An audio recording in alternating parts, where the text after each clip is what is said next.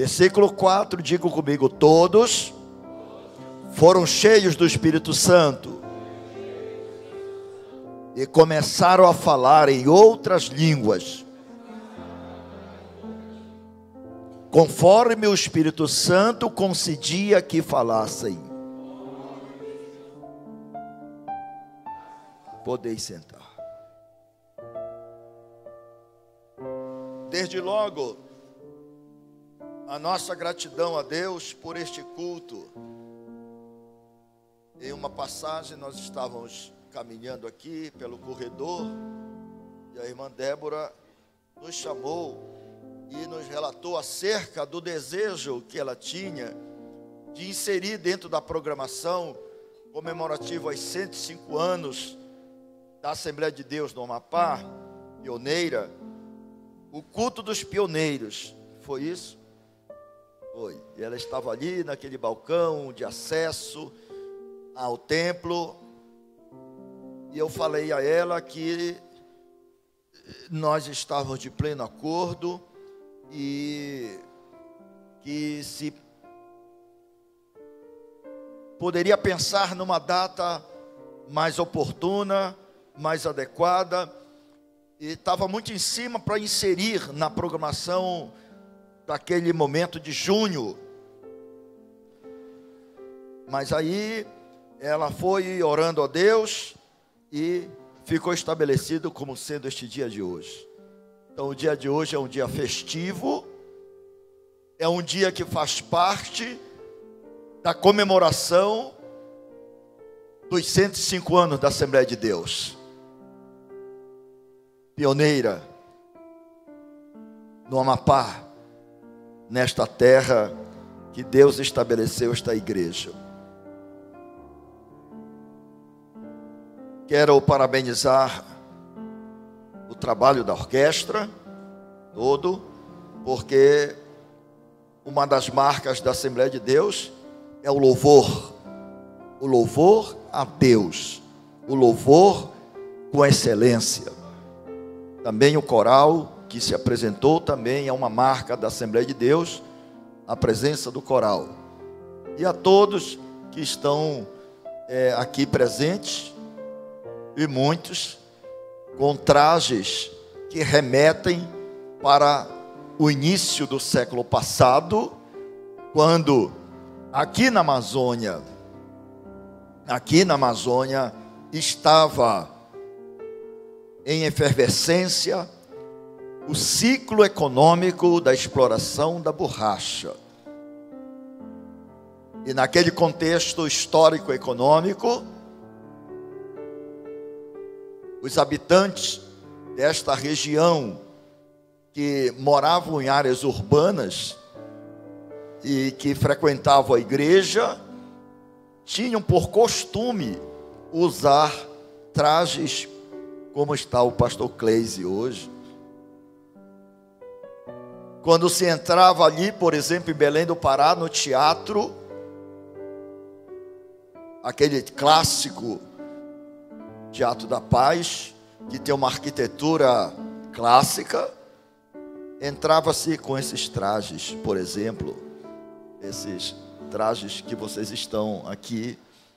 E também ele nos remete para aquele momento que Daniel Berg e Gunnar Wingren trouxeram essas indumentárias para estas regiões da Amazônia, para Belém do Pará, e de lá se espalhou por nossa região aqui, Macapá.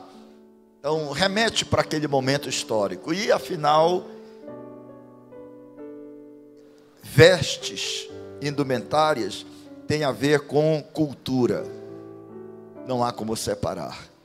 Então é um modo de pensar, um modo de se trajar, tem a ver com cultura.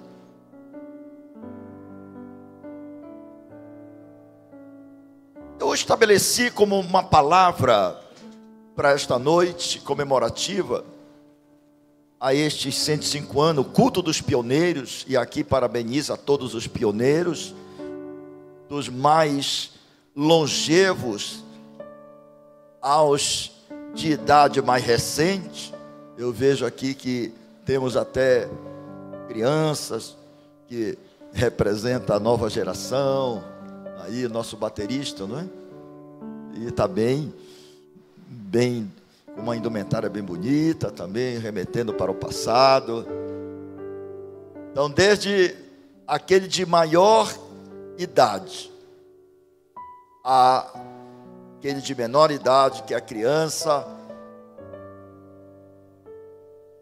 eu quero parabenizar por fazerem parte de uma igreja sólida, consolidada aqui nesta terra, que é a Assembleia de Deus.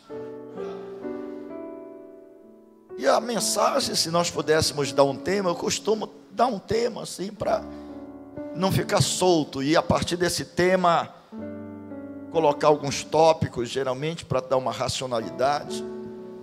Seria a irradiação do Pentecostes. Seria um tema, me parece propício para este momento agora.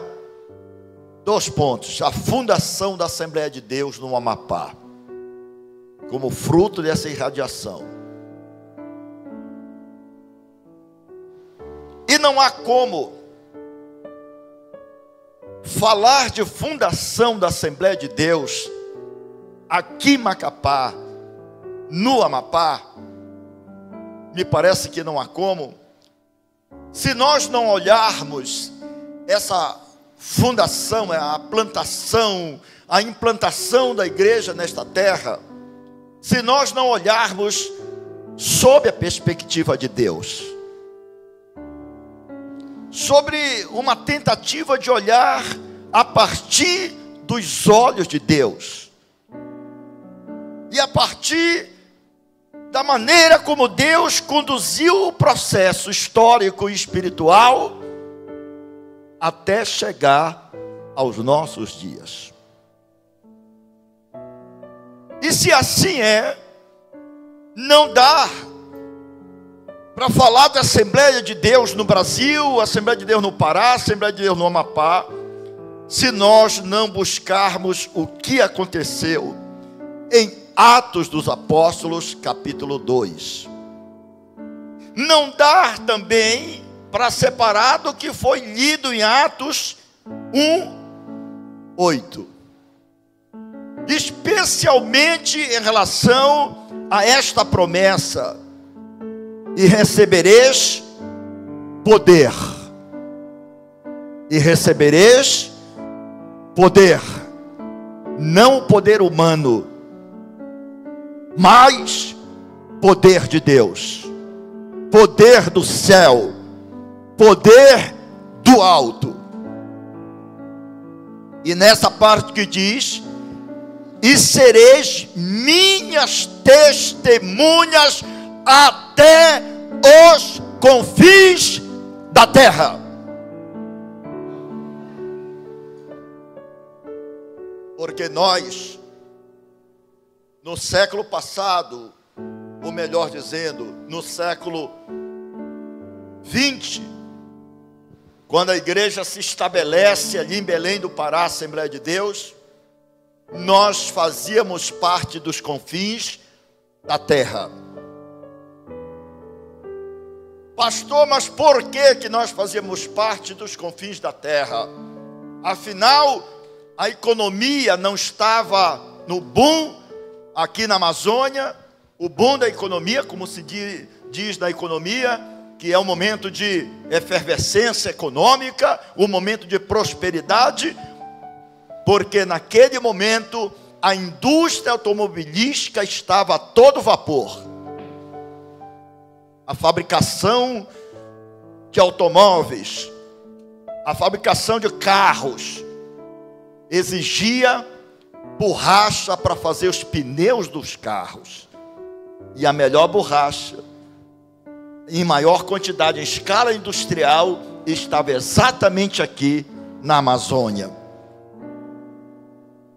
Deus havia plantado aqui na Amazônia as seringueiras, para que no futuro, no momento que Ele estabeleceu, essa borracha fosse explorada da seringueira, tirando o seu látex,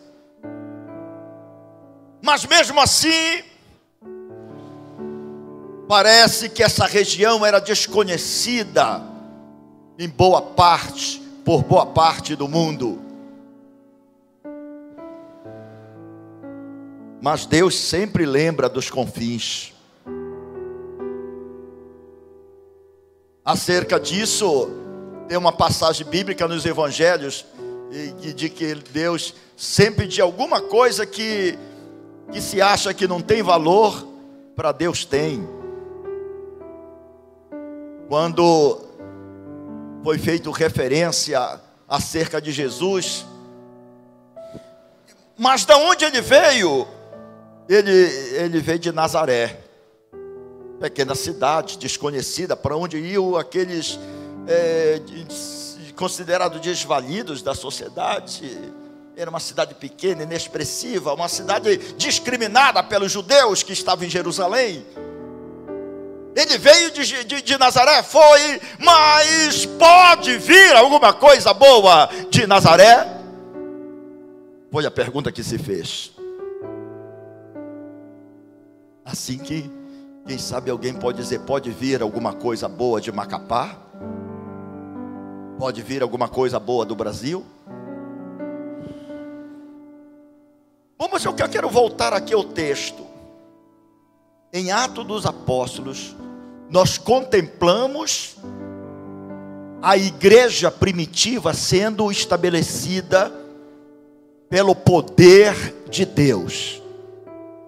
E se não fosse o poder de Deus, ela não teria resistido ao ataque do Império Romano. Não fosse o poder do Espírito Santo presente naqueles que iniciaram a igreja, dos apóstolos e aqueles que estavam presentes naquela reunião, naquela casa, não fosse o poder do Espírito Santo de Deus, esse grupo teria sido fulminado. A igreja não teria resistido ao ataque. Todos conhecem a história de como foi. Mas como o poder de Deus estava presente, não teve ataque do Império Romano que fizesse a igreja quebrar. A Bíblia diz que as portas do inferno não prevalecerão contra a igreja do Senhor.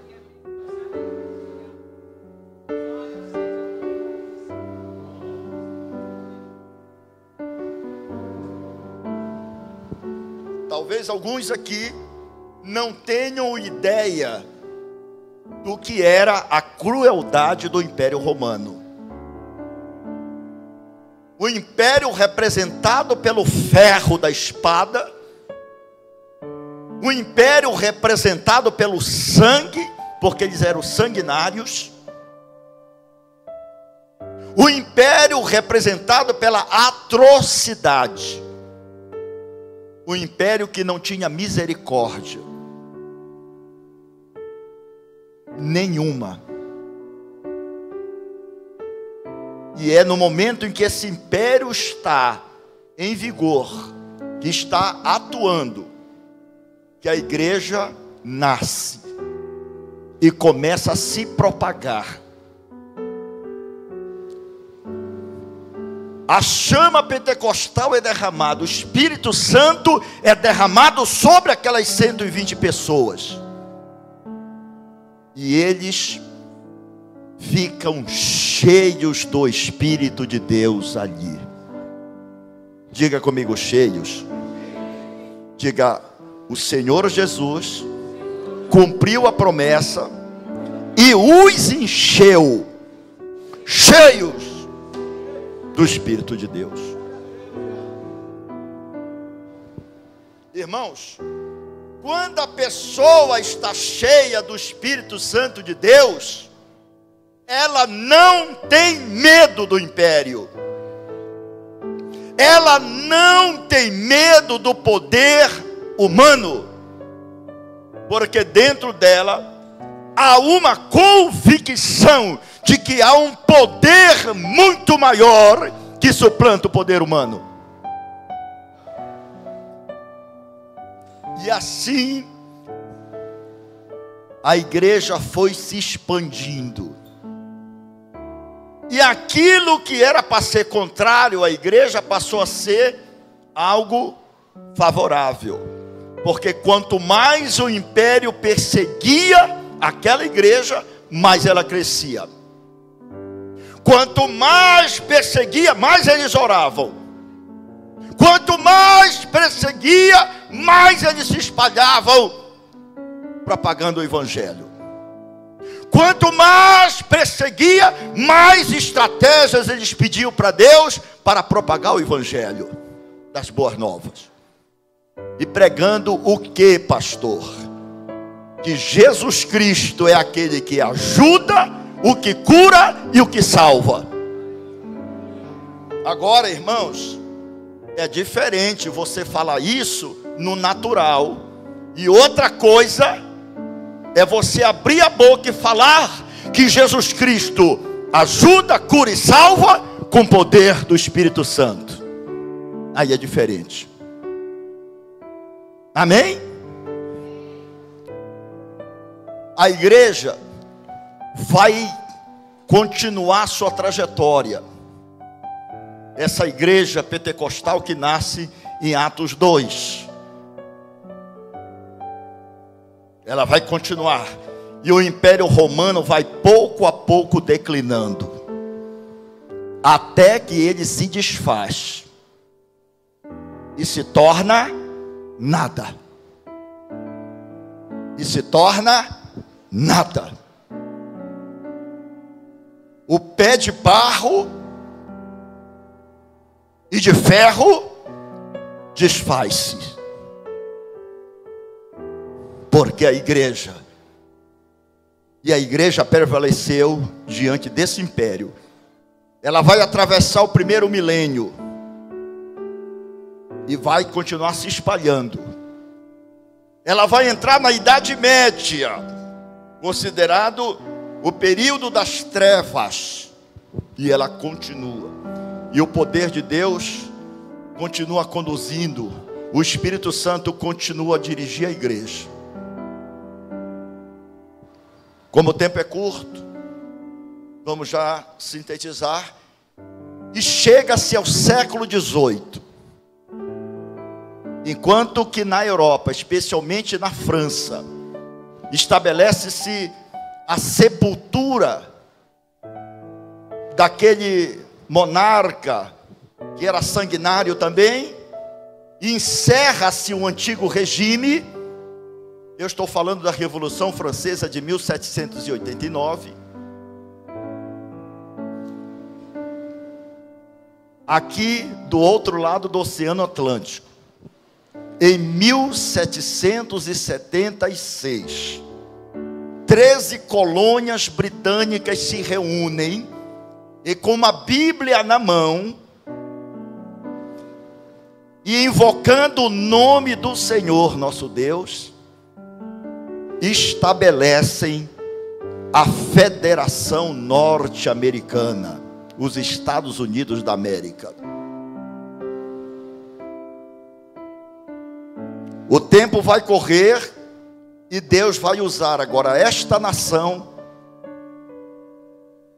para que ali, naquele território, o movimento pentecostal do século XX se estabelecesse.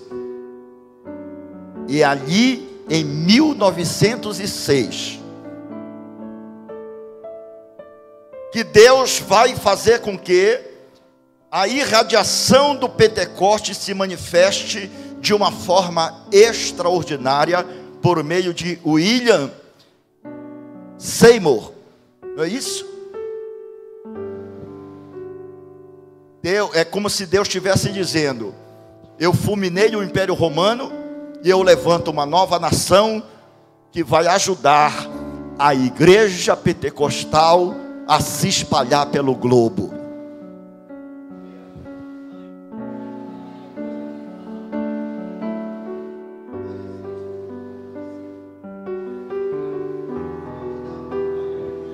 Toda honra e toda glória a Ele. que é o condutor da história, da igreja e da humanidade. E ele que conduz. É 1906. E um negro, de um pulmão de aço, batizado com o Espírito Santo, que domina bem a palavra, começa a ser usado naquela cidade de Los Angeles, naquela esquina, com poder, o mesmo poder do Espírito que caiu lá em Atos 2, atravessa a história do tempo e chega aqui, e esse homem começa a bombardear aquela nação com a pregação do Evangelho da paz, com a pregação de que Jesus Cristo ajuda, cura e salva, e que Ele batiza com o Espírito Santo. Milhares de pessoas começam a ser batizadas com o Espírito Santo ali e a receber as boas novas. Aquela nação começa a ser incendiada pelo poder do Evangelho do Senhor Jesus Cristo. E é nesse contexto histórico que Deus vai falar em um momento de oração e uma tarde, com dois homens de Deus,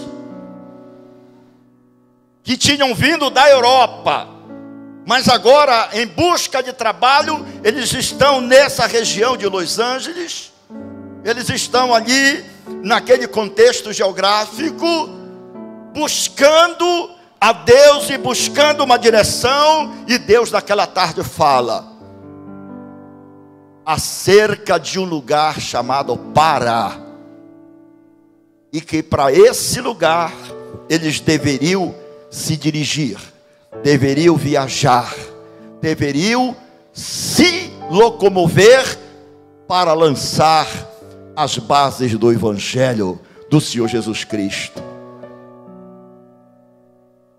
A princípio eles não sabiam onde era o Pará, porque o Pará fazia parte dos confins da terra, América do Sul. A mentalidade deles era europeia, então para eles Europa era muito fácil. Se Deus tivesse dito Inglaterra, rapidamente eles captariam a mensagem, o entendimento. Se Deus tivesse dito França, rapidamente a mente deles já localizaria a França. Se Deus tivesse dito Alemanha, rapidamente a Alemanha eles saberiam se situar. Mas Deus não falou nenhum desses países. Deus só deu uma senha. Só uma senha. Inquietos pelo Espírito de Deus, eles começam a querer saber onde é esse lugar, porque o coração está ardendo, o coração está inflamado. Onde é que é o Pará? Eles saem daquela casa e vão até a uma livraria. O senhor tem um mapa? Temos. E compraram um mapa, e abre esse mapa para olhar para onde é que fica o Pará. E eu imagino o Espírito Santo vai mostrando para ele assim, ó, Pará, no meio disso tudo, desse mundo de cidade, de coisas, Pará. E até que o Espírito Santo coloca o dedo assim e diz, é aqui. É aqui.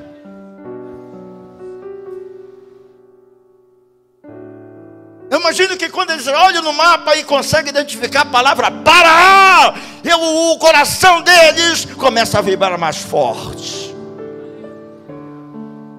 Imagina, é como se fosse um garimpeiro à procura do veio, à procura, onde é que está?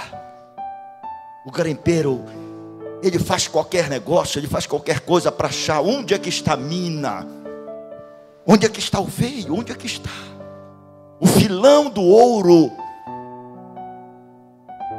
Para Daniel Berg e Gunnar Wingren achar onde era o Pará e como chegar lá, era como que alguém à procura do ouro. E quando eles descobrem, eu imagino a vibração deles, eu imagino eles dando glória a Deus e aleluia. Eu imagino o Espírito de Deus confirmando no coração deles: é aqui, filhos, é nesse lugar que eu vou usá-los.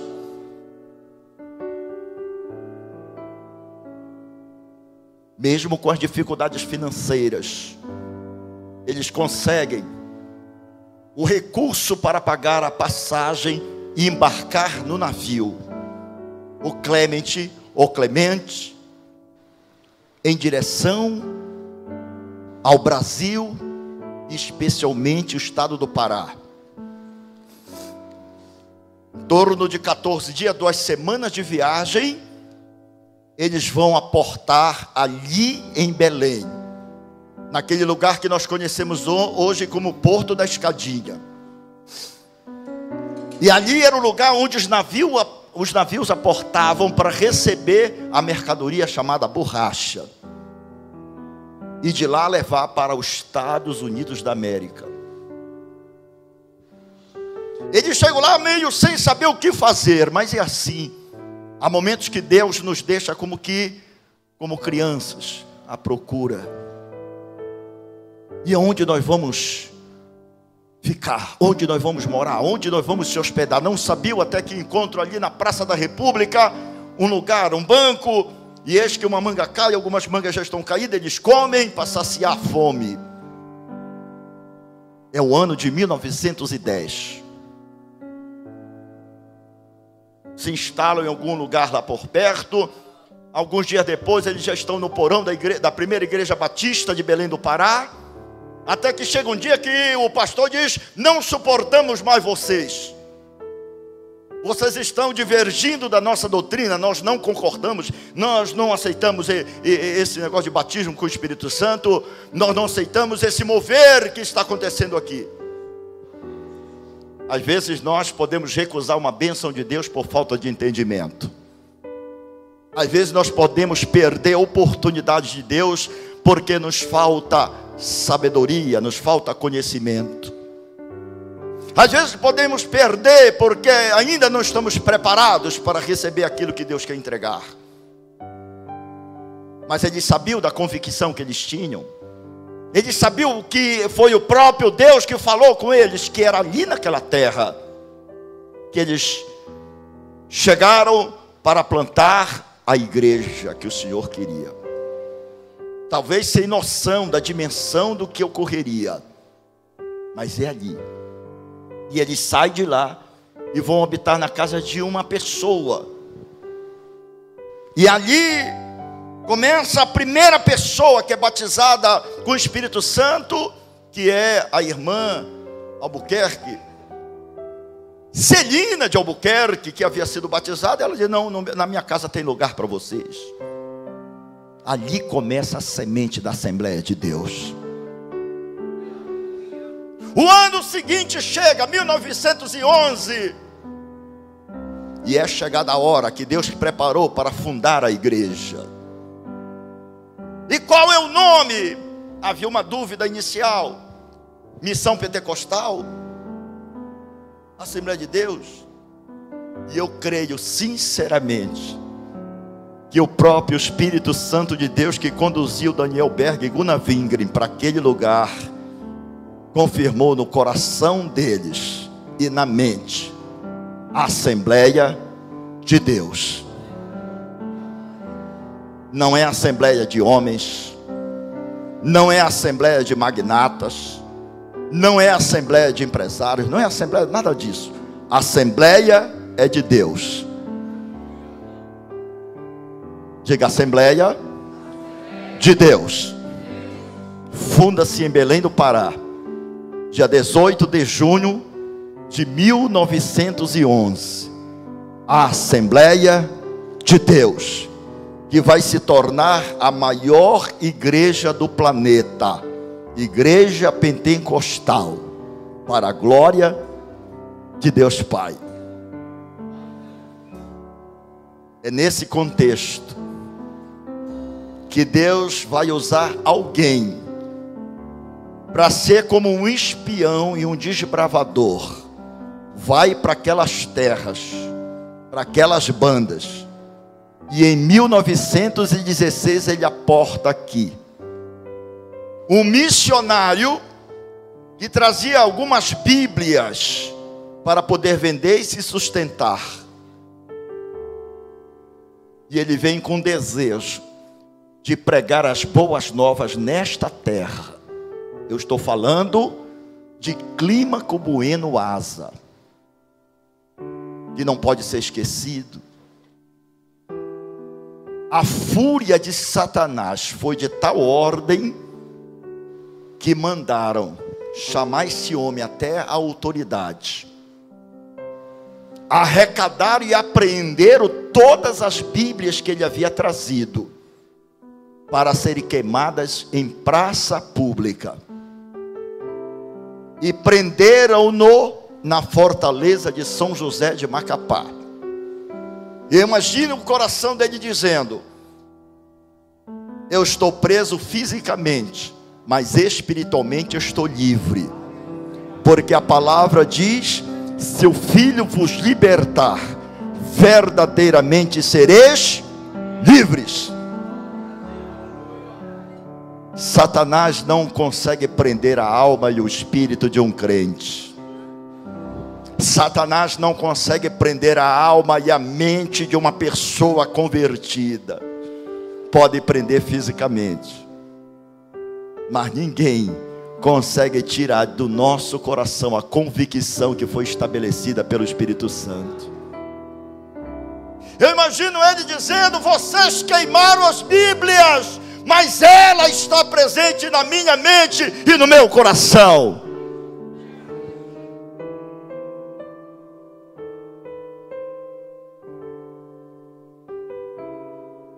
Vocês apagaram apenas e tão somente a versão em papel, mas a versão espiritual está aqui. Eu imagino o Clímaco Bueno Asa refletindo e dizendo isso: daqui a pouco eu vou sair daqui, e o mesmo Deus que me trouxe aqui vai trazer um outro, e esse outro vai plantar igreja, queira ou não queira, vai plantar. Eu sou apenas um precursor, eu sou apenas como um trator inicial, mas vem um outro trator que não vai ser paralisado. E chega 1917, aqui chega o pastor Antônio Matos Caravela, com a autoridade dada pelo Espírito Santo de Deus. Prega o evangelho para alguns, alguns aceitam a mensagem, convertem-se a Cristo, convertem-se. Ele realiza o primeiro batismo nas águas e funda no dia 27 de junho de 1917 a Assembleia de Deus em Terras do Cujus. O mesmo Espírito Santo que estava presente em Atos 2 vai estar presente agora aqui, batizando a primeira irmã da família Araújo. Halai.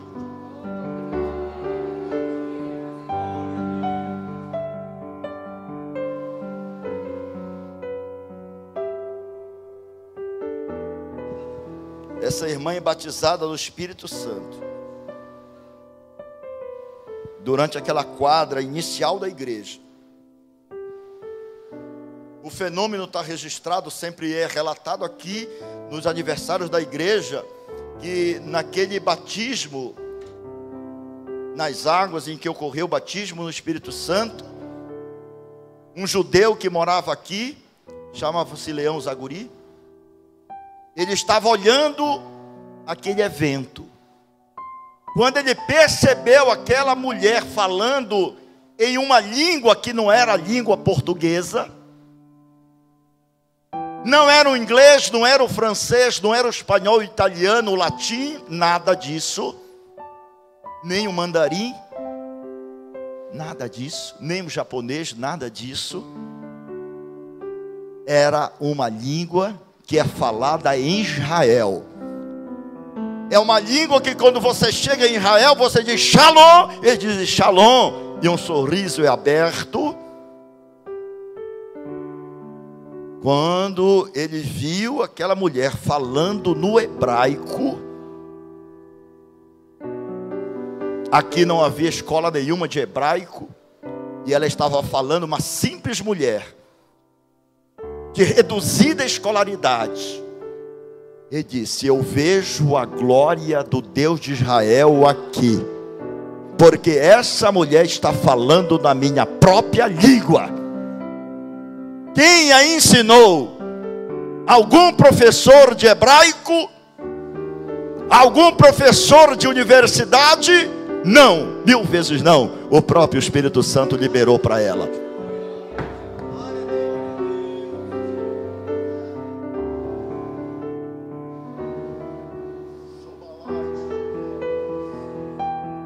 Deixa o Espírito Santo, libere línguas, fale línguas. Deixa o Espírito Santo tocar nos teus lábios. Rei Shehei Talai.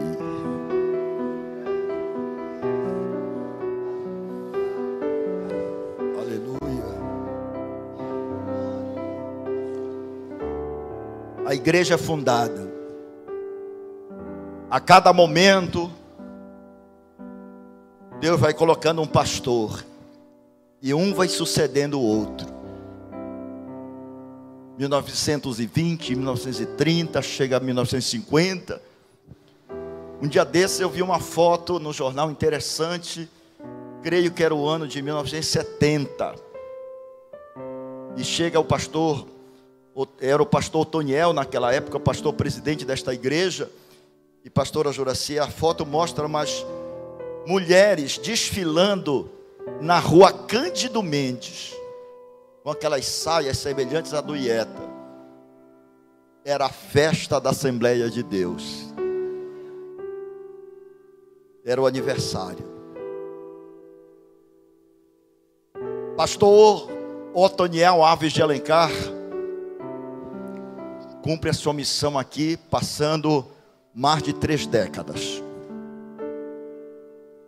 O Senhor resolveu acolher aquele fruto maduro, e em 1994 assume a presidência o pastor Otto Miranda de Alencar, que de lá para cá vem conduzindo esta igreja, a Assembleia de Deus, com a mesma marca que ela foi fundada, dizendo que Jesus Cristo ajuda, cura, salva e batiza com o Espírito Santo. Um homem de um quilate moral e uma estatura intelectual de chamar a atenção, ao lado de uma grande mulher, pastora Juraci Alencar, que tem ao lado dele, durante esses anos, colocado aquilo que Deus tem colocado no coração deles para fazer. Lembro-me que um certo pastor, me parece ali da região do sul, sudeste do país, um dia perguntou para o pastor Otto: como é que o senhor consegue agregar todas essas forças, essas diferentes pessoas de diversos setores da sociedade para a igreja? E ele disse: eu não é outra coisa senão a graça de Deus na minha vida.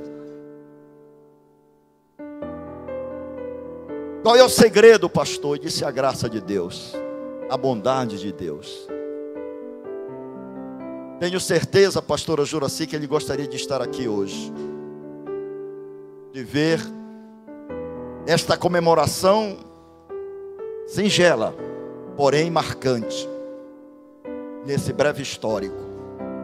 Em conclusão, podemos dizer que nós chegamos com os pioneiros hoje, que são verdadeiros desbravadores, porque essa é uma marca da Assembleia de Deus, ser uma igreja desbravadora. Tem certas igrejas que dizem assim: ok, querem uma igreja aí naquele lugar, mas tem uma renda suficiente? Não, não tem, ali só tem pescadores. Então nós não temos como ir para lá. A Assembleia de Deus faz a seguinte pergunta: tem alguma alma lá? Tem alguma pessoa precisando ser salva lá? Tem! Então vamos lá. Tem um grupo, tem um assentamento, tem uns ribeirinhos, tem uns indígenas. Tem alma? Tem! Então a Assembleia de Deus estará lá, levando a genuína palavra de Deus.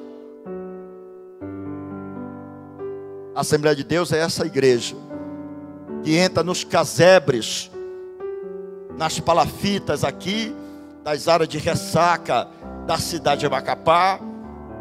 É essa igreja que entra na casa do ribeirinho, que toma café às vezes com um caneco tirado daquele leite condensado, né? De leite condensado.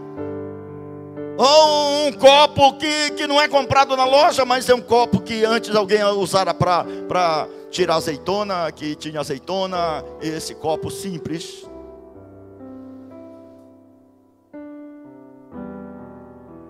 A Assembleia de Deus é esta igreja que entra lá na casa do indígena que está no Tumucumá, que é o Noiapoque, onde está ali fazendo o trabalho o pastor Landim. A Assembleia de Deus é essa igreja que também entra na casa do doutor e diz: o senhor também precisa receber a Jesus como teu Senhor e Salvador. Você precisa de uma cura espiritual. Você precisa de paz, você precisa de alegria. E farmácia não vai te dar, nenhum dinheiro vai te dar, nem ouro, nem prata, mas Jesus Cristo tem isso para te dar de graça. A Assembleia de Deus é essa igreja que entra na penitenciária, onde está a pastora Sirene há mais de 30 anos dizendo: Jesus Cristo quer tirar você daqui salvo. Essa é a Assembleia de Deus que eu conheço. A Assembleia de Deus é esta igreja que, tal qual em Atos 2, recebeu a chama, o fogo pentecostal, e mantém aceso até hoje. E vai continuar. Fica de pé, por gentileza. Os que puderem. Alá.